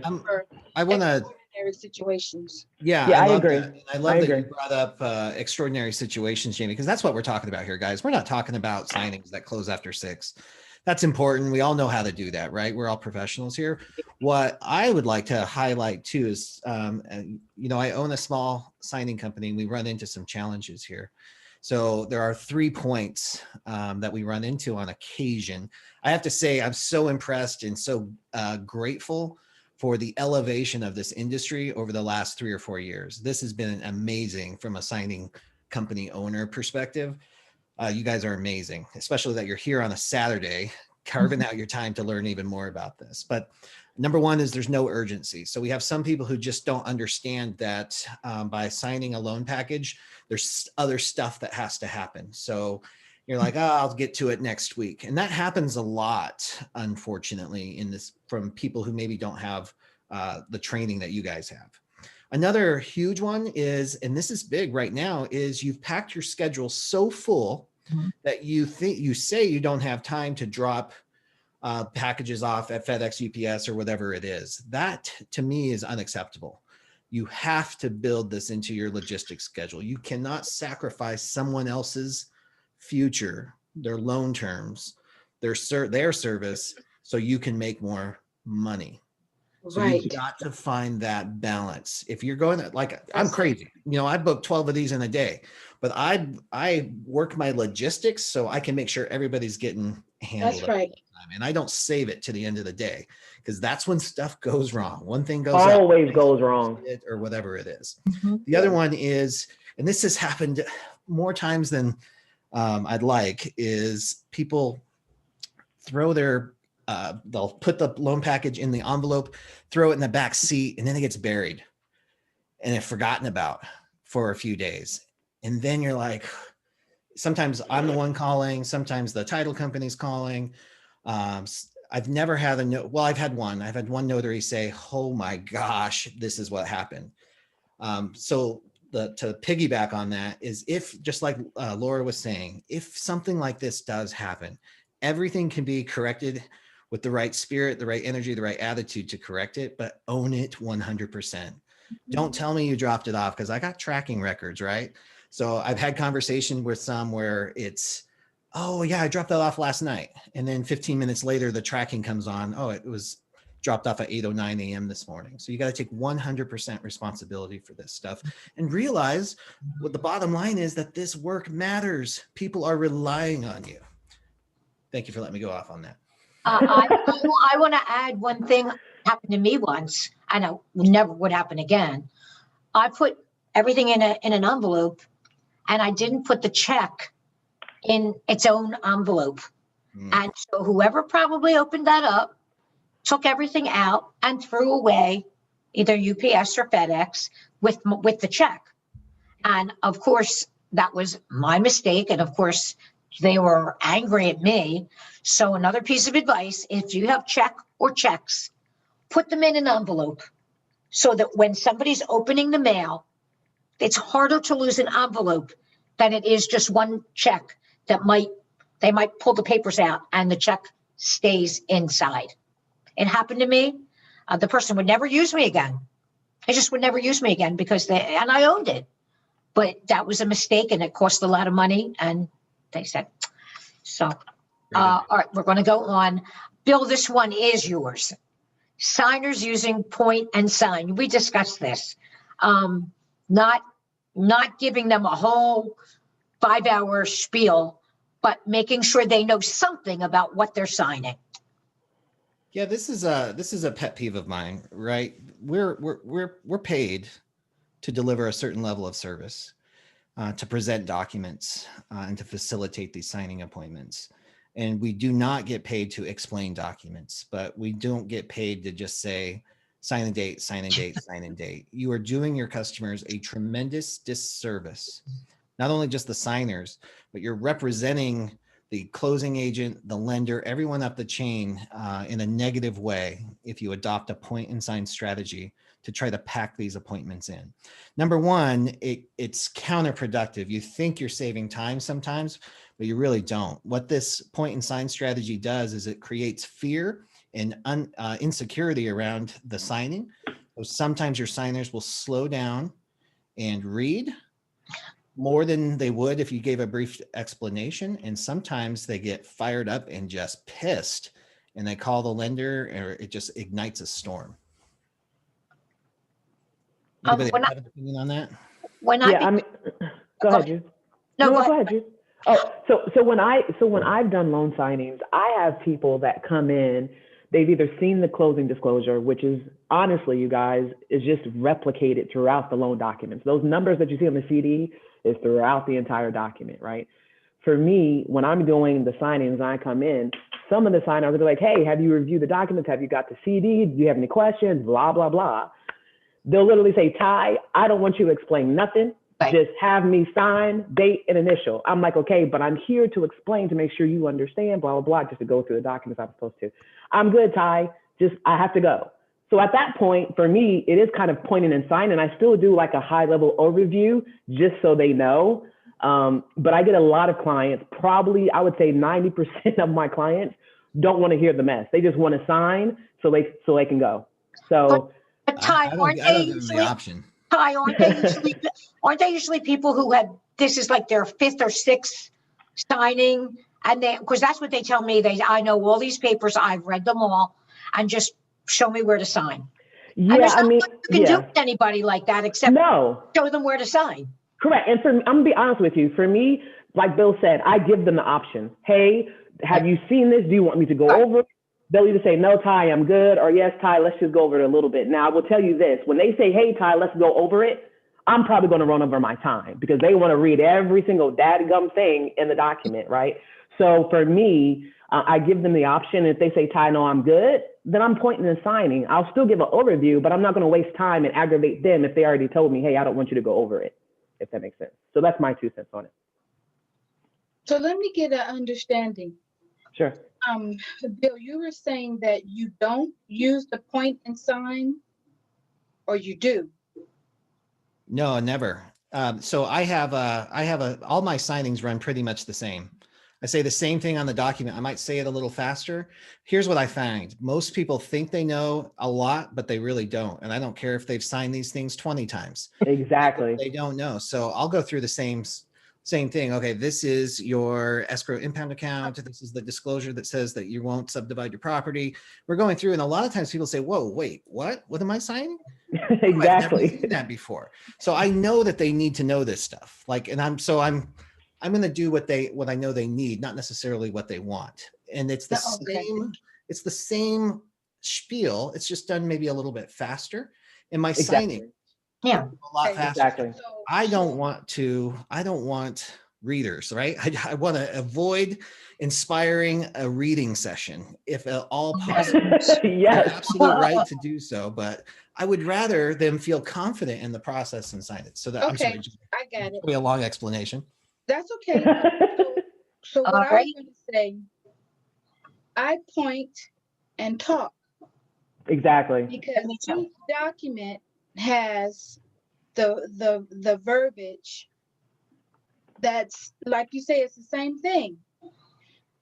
What I do is that closing disclosure is what I want people to see first. Me too. Because it outlines, I tell them, if this is not right, there's no reason to move forward. Because you know what you've discussed with your loan officer. I'm here to facilitate the whole signing. And I want to make sure that this is what was discussed. I go through that first. People are like, great, this is it. But I'm pointing like much like probably what you are doing. You're talking because you know what each document is anyway. And Oh so yeah. like say for example, if it's the compliance agreement or the E&O limited power of attorney, there's that little sentence, adjust for clerical or typographical errors, point to it, say it. And that way they're following me and they're seeing it and they sign. But then I did a presentation some years ago for the NNA, and it was to discuss the type of signers that we encounter. Overly chatty, nervous, Yeah. ones who just say, look, like Ty said, come on, get it done, get it done. So I say, use your I say point, talk, and sign. And then I say, also accommodate the type of signers that you have. Because that's just, like you said, being wise. I love it when they say, look, I've done this, I just, da. Great. Okay. Exactly. Great. What feels That's a happy talk. Yes. they're signing and whatnot, and I still keep talking, but I'm still shuffling and going. I'm moving and going, and we get it done. So I just wanted to get clarification. So I say PPS, not PMS. Point, talk, and sign. Yeah, no, that's Amen. exactly it. And Amen. that's a great clarification because That's excellent. point and sign, the point and signers that we're referencing are where you don't present or describe the documents. You just like sign a date, sign a date, sign a date. But what Jamie just brought up is a huge part of efficiency. When you point with your pen, they will follow it. And then I always do a call to action. What do I want them to do? I want you to sign and date right here. I want you to sign and date right here. I want you to sign, date, and then you initial right here. I'm doing that as I'm describing the document for sure. Right. Because if you let people languish on the page, one thing to remember is nobody wants to look foolish. So if you haven't set the tone for people to give them permission to sign in dates, to slow down and read things if they want, or just sign and go, then they're going to sit there and they're going to stare at the piece of paper because they think that's what they're supposed to do. What they're supposed to do. Yeah. So you Can gotta give them permission. Can I give you a real quick thing? And we only have 3 more slides, but I just want to tell you, I went to a signing once, and the woman that opened the door had, and this is, you should never, ever treat them all the same. She had no teeth. She had a cigarette dangling from wherever. Oh, Judi. And the house smelled like they had been smoking in there for 6 years. And she had her house coat on.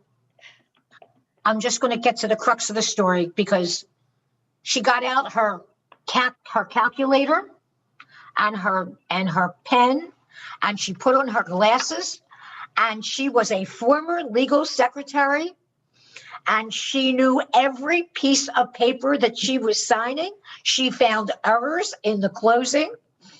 And she called the title company and they had to redo the closing, and I had to go back there the next day. She was not to be messed with. So, I mean, okay, I'm going to the next slide because I heard we're running late. Okay. Notary making changes to a document. That making changes to a document is, first of all, you should never make changes to a document. There are times when you will get permission to initial a change. So sometimes if the middle initial was printed wrong on the documents, but that's not your decision, that's title's decision. That's not your decision to say, oh, I could just have you initial that. Am I correct, signers? Yeah. I'm going to tell you a quick story. So I had a story. He was a real estate attorney. Okay. This guy, said, I'm a real estate attorney. I could update the mortgage. It's not correct. This dude proceeded to write on the loan document the correct amount that he was refining. He was like, Ty, I don't care. I'm a real estate attorney. I can mock up these documents if I want to. I'm the one that took out the loan. Okay. At that point, I was like, okay, sir, I can't tell you what to do, but what I'm going to do is stop the signing at this point, and I'm going to make a phone call, right? And that phone call directed me on what to do next. So to your point, Jude, I mean, for me as a notary, I don't mess with loan documents unless it's in the notarial instructions. The only thing that I can actually modify is my notarial certificate, that notarial statement on that loan document. That's all I can touch. I can't touch anything else unless I'm directed to do so. And I would not make changes to anything without someone's permission to do so. Exactly. Yeah. And I will tell you, sometimes I get loan documents that are out of state, right? So the venue, the state, the county of the notarial statement could be something different. With that being said, if you're doing a notarization, let's just say in Somerset, that's the county that I live in New Jersey. If I got a purchase, which I just did a couple of days ago, a purchase, and they were purchasing a home in Florida, right? I have to get a subscribing witness as well for Florida purchases. So when they came in, I had to change the venue, the state and the county, or the jurisdiction, venue or jurisdiction, whichever one you want to use. I had to do that in order to say, okay, this document, even though it was created in Florida, I'm notarizing it here in New Jersey. So I had to mark up that notarial statement, but that's the only thing that I touch. So that's my 2 cents on it. So while we're on the subject of changing, how about when you call and try to change the appointment with the signer on your own? You can't do that. That's no good. No, that's a no-no. Yeah, that's a no-no. If notaries want to know why, because sometimes those documents, all the time, those documents were made for a specific date, and they were made with the mortgage rate of that day, and other things. And if you go ahead and change the date, that closing will not go through. That is correct. To add to that, Judy, is unless the company gives you that privilege. So like I have a loan mod right here, and they told me get it done within 3 or 4 days. Right. So unless there is something specific that they give you the permission to do.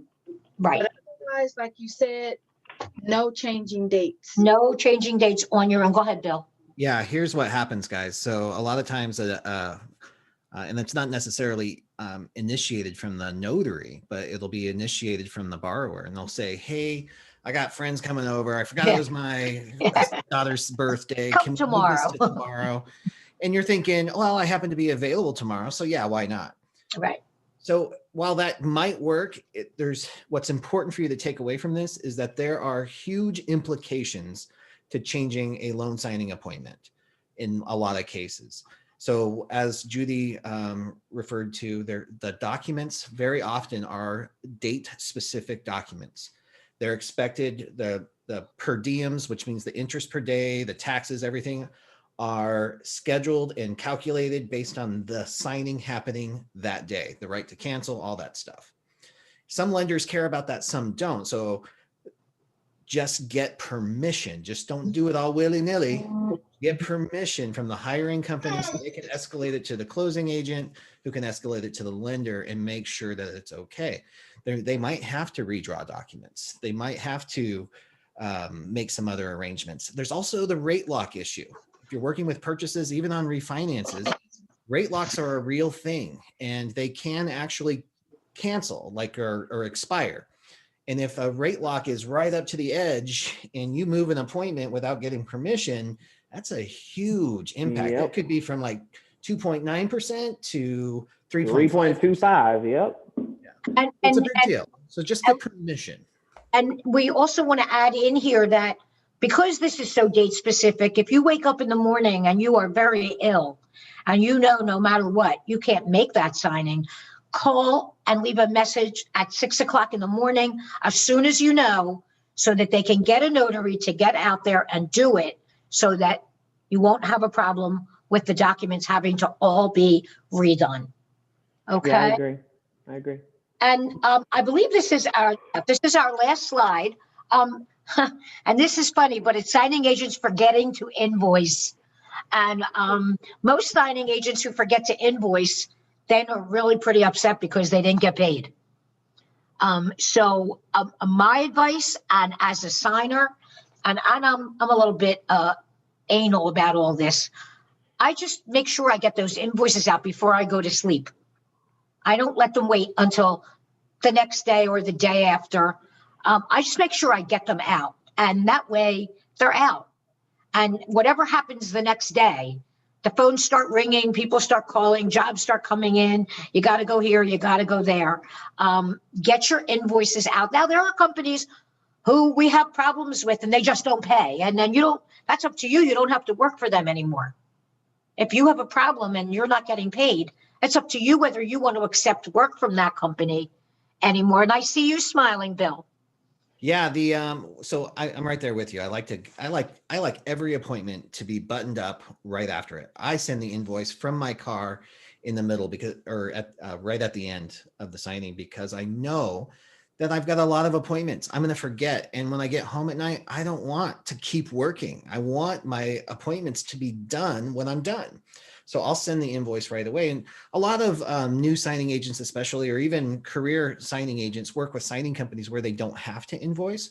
So we're not talking to you on this one. You don't have to invoice unless you have an internal invoicing system that helps you track your who's paying you and when they're actually paying you. But I would encourage everyone, as from an efficiency standpoint, because what this is Kaizen, constant continuous improvement, but also refinement of your processes. If you're wondering, how can I get more signings in a day?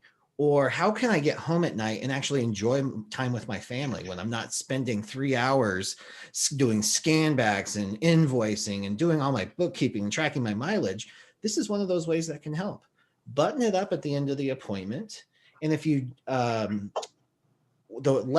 lesson too is if you're doing escrow direct, because when things get jammed up is when they don't fit into your normal system. So you want to have a system in place. So even if you have an internal invoicing system, so you know who's paying you and who's not, get in the rhythm of doing that. So when the escrow direct comes and says, hey, send me an invoice, it's already part of your process and it doesn't jam things up. I have been fired by escrow officers because it was out of my element, and I was like, oh, I'll do it later. I didn't have a system. I had to make it on Microsoft Word. So I put it off and put it off. I get too tired at night. And then they're like, look, we're just trying to pay you. We shouldn't have to work this hard to pay you. We're just not going to use you anymore. Yeah, I have to agree with Bill on the whole invoicing. There's a couple of things. So for if you're on SnapDocs, so SnapDocs is what they call vendor pay. Vendor pay is set up through Stripe.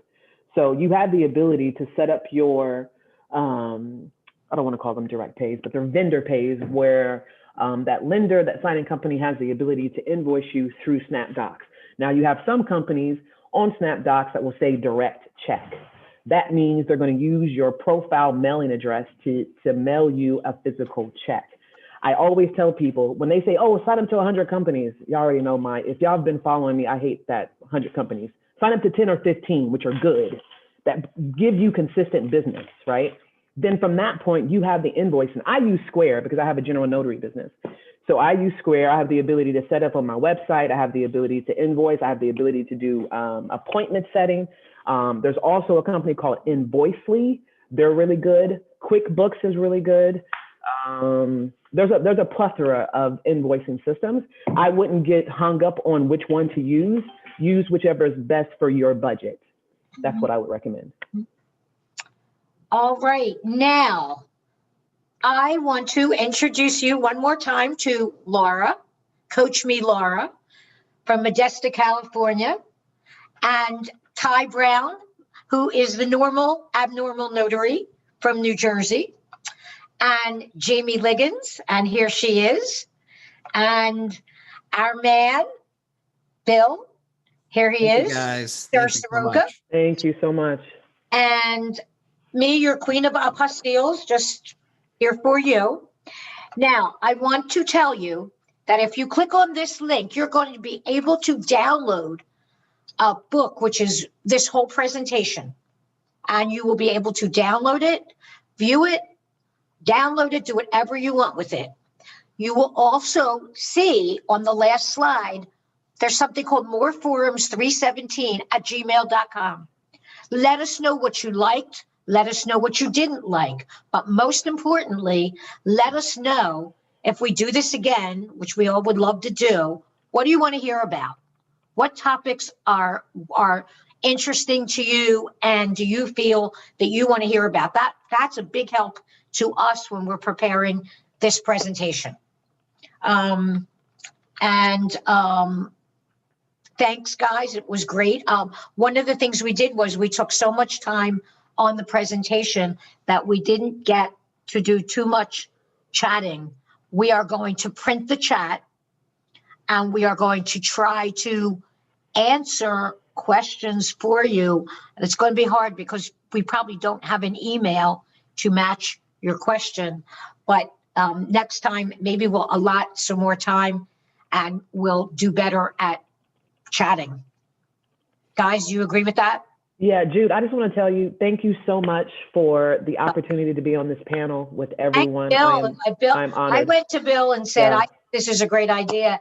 And he embraced it, and Laura and Jamie and you, and it was really fun, and I can't wait to do it again. Yeah, thank you so much. And to all of you who took time out of your Saturday, thank you so much for growing yourself and your business on a Saturday. We'll catch you for the next one for sure. Oh, See you guys guys, later. wait a minute. Gloria just told me to remind you, it will be on Bill's website, Bill's YouTube channel. It will be on Ty's YouTube channel, Laura's, we're all going to post it. Just give us a chance. We're all going to post it. And for those who couldn't make it, we are sending them out something today. They'll know where to find all this. And so thank you. And everybody be safe and have a good rest of the weekend. Bye-bye, everyone.